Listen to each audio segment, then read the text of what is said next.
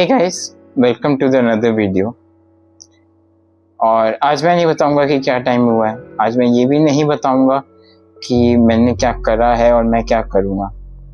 आज से मैं एक तरह का अपना एक नया जॉनरा शुरू करने जा रहा हूँ, या मैं कहूँ एक नई जर्नी शुरू करने जा रहा हूँ। जैसे कि आपने थंबनेल से देख ही लिया होगा आज की वीडियो का टाइटल। और हाँ, यही एक सरप्राइजिंग एलिमेंट था जो मैं चाहता था कि मैं आप लोगों से एक सरप्राइजिंग वे में शेयर करूं।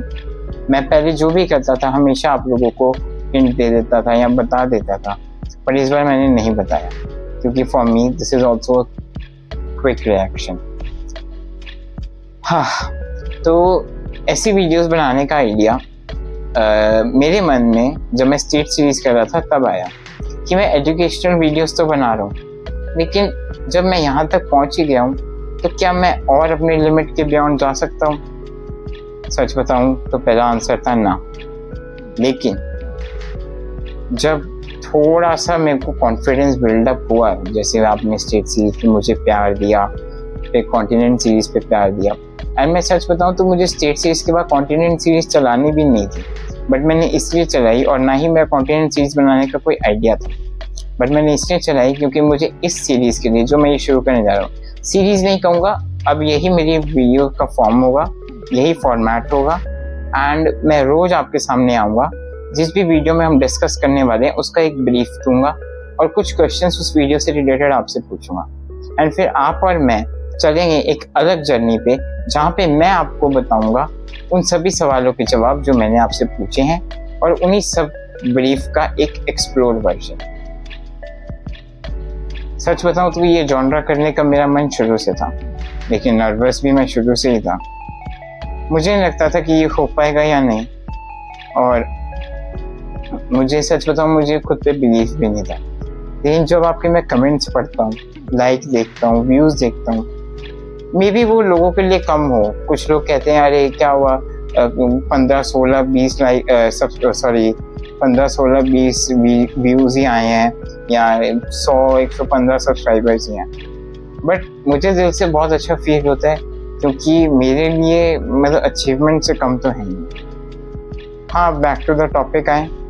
आज मैं इंडियन एजुकेशन सिस्टम से स्टार्ट करने वाला हूँ, और ये चीज़ से स्टार्ट में इसलिए करने वाला हूँ क्योंकि ये चीज़ मैंने काफ़ी क्लोजली फॉलो करी है। मैं एजुकेशन लाइन से ही जुड़ा हुआ हूँ, एज अ स्टूडेंट भी एंड एज अ टीचर, क्योंकि as a teacher in the sense कि मेरे फैमिली में भी बहुत सारे लोग टीचर्स हैं, मेरे जानने वाले काफ़ी टीचर्स हैं। तो उस बेसिस पे मैं आज की वीडियो का कॉन्सेप्ट लाया हूँ, एंड रोज़ ये वीडियो इतनी बड़ी नहीं हुआ करेगी, तकरीबन 1-2 मिनट की, बट आपको ब्रीफिंग दे दूँ तो इसलिए मैं ये कर रहा हूँ। हाँ, अब आपके मन में क्वेश्चन होगा कि इसने तो ब्लॉगिंग चैनल शुरू करा था, तो ये ऐसे इन वीडियोस में कहाँ से आ गया? ठीक है, मैं मानता हूँ, बट मैं हर चीज़ न्यू ट्राई करने में बिलीव करता हूँ, एक्सपेरिमेंट करने में बिलीव करता हूँ, और आई स्ट्रांगली बिलीव कि एक्सपेरिमेंट करते रहना चाहिए। यू डोंट नो कि कब कौन से एक्सपेरिमेंट हिट हो जाए, एंड यू नो आपको मोर देन डिजर्विंग एप्रिसिएशन मिले। हाँ, तो मैं चाहता हूँ कि इस सीरीज़ को भी आप अपना उतना ही प्यार दो। एक्चुअली सीरीज़ नहीं, ये वीडियो ऐसे आती रहेंगी। मैं चाहता हूँ आप इन वीडियोस को भी उतना ही प्यार दो जितना आपने मेरी पहली कई वीडियोस को दिया। तो बस यही है। आज तो मैं बात करने वाला हूँ इंडियन एजुकेशन सिस्टम के बारे में, एंड उसकी ब्रीफिंग मैं आज नहीं दूंगा क्योंकि ऑलरेडी बहुत बातें हो चुकी हैं। अब डायरेक्ट वीडियो पे आते हैं। सो हमारा वीडियो एंजॉय करो, एंड मुझे कमेंट डाउन करके बताना आपको ये मेरा नया डिसीजन कैसा लगा, एंड आप इसमें अपने क्या पॉइंट ऑफ व्यू रखते हो। सो लेट मी नो इन कमेंट्स। बाकी मैं आपसे कल मिलता हूँ, एंड वीडियो ज़रूर एंजॉय करके जाना।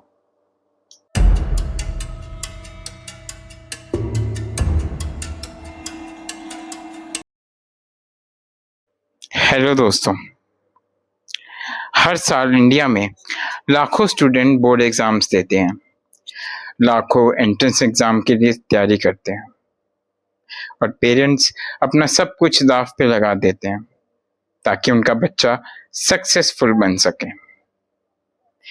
लेकिन सवाल ये है कि क्या हमारा एजुकेशन सिस्टम उन्हें सक्सेसफुल बनाता है या सिर्फ एक रट्टा मशीन। आज हम यानी कि मैं बात करने वाला हूं इंडिया के एजुकेशन सिस्टम की, और ये साथ में मिलकर सोचने वाले हैं कि ये इतना ब्रोकन क्यों है और क्या इसका कोई सॉल्यूशन है।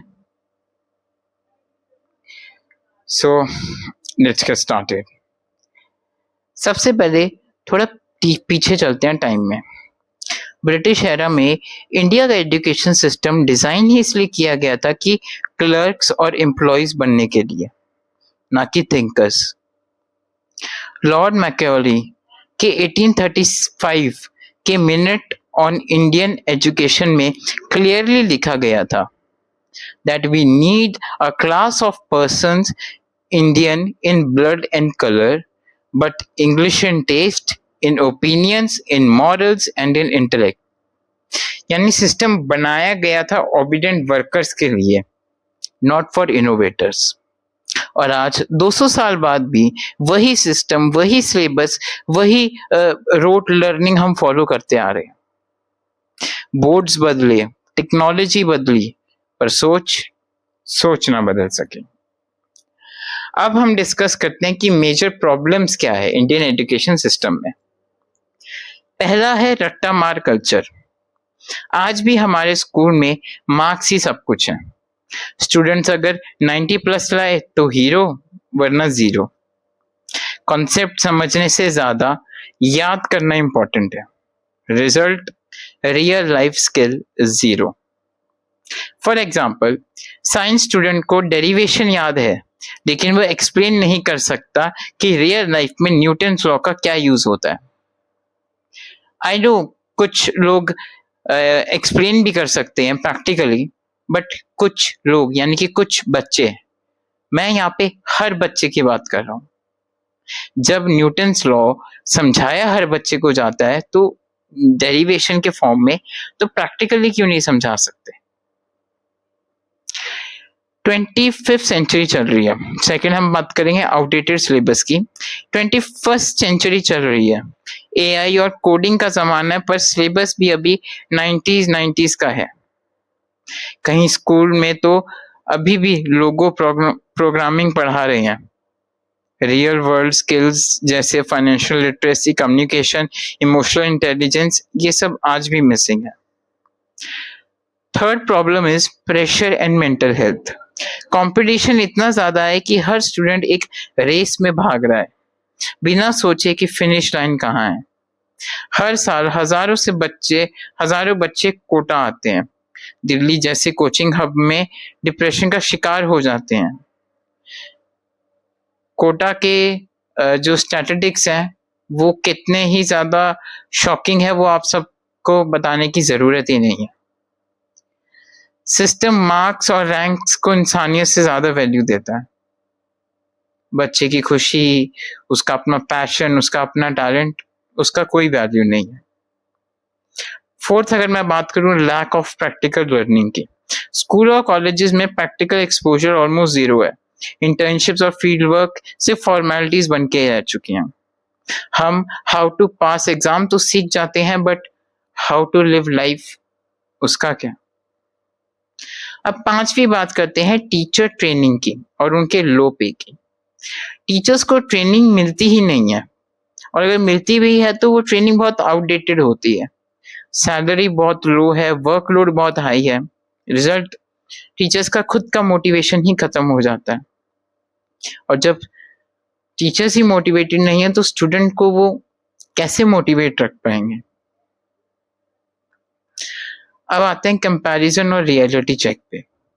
अगर हम कंपेयर करें फिनलैंड, जापान या साउथ कोरिया से, वहां लर्निंग बाय डूइंग का कॉन्सेप्ट है। क्रिएटिविटी और मेंटल वेलबींग पर फोकस होता है। फिनलैंड के स्टूडेंट के पास कोई स्टैंडर्डाइज एग्जाम नहीं होता है टिल 16 ईयर्स, फिर भी उनके स्टूडेंट्स दुनिया के टॉप परफॉर्मर्स हैं, क्योंकि वहां सिस्टम बच्चों को सोचना, सीखना और एक्सप्लोर करना सिखाता है, याद करना नहीं। और इंडिया यहाँ तो लोग क्या कहेंगे और कितने मार्क्स आए पर पूरा फ्यूचर आपका डिपेंड करता है। अब प्रॉब्लम्स बताइए तो कुछ सॉल्यूशन भी होगा। जी बिल्कुल।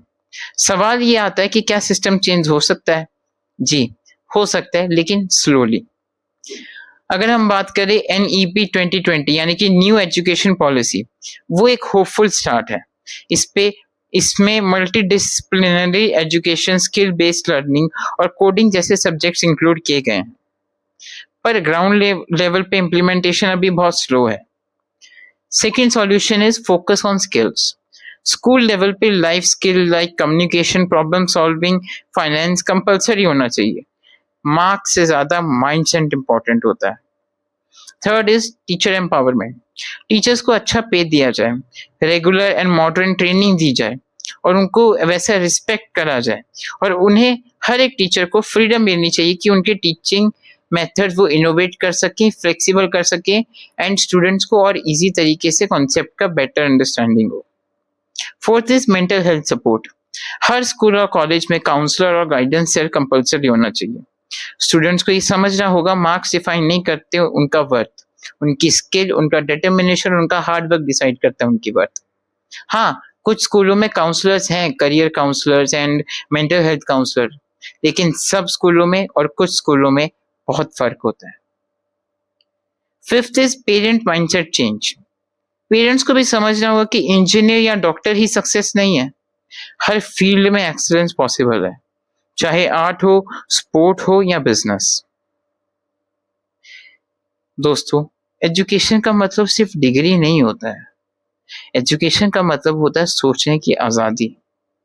अगर हम अपने सिस्टम को मार्क से माइंडसेट तक शिफ्ट कर दें तो शायद अगली जनरेशन सिर्फ जॉब सीकर्स नहीं, जॉब क्रिएटर्स बनेगी। सो नेक्स्ट टाइम जब कोई कहे कि पढ़ो वरना कुछ नहीं बन पाओगे, तो उससे कहना मैं कुछ बनने के लिए नहीं, कुछ करने के लिए पढ़ रहा हूं या पढ़ रही हूं। दोस्तों, मैं हूं आयुष शर्मा और ये था AS एक्सप्लेन्स फैक्ट मैटर्स। और अगर आपको लगता है कि इंडिया का एजुकेशन सिस्टम को रिफॉर्म करने की ज़रूरत है, तो इस वीडियो को शेयर करो और कमेंट में ज़रूर लिखो that education should empower not pressure. मिलता हूँ नेक्स्ट वीडियो में। Thank you for watching.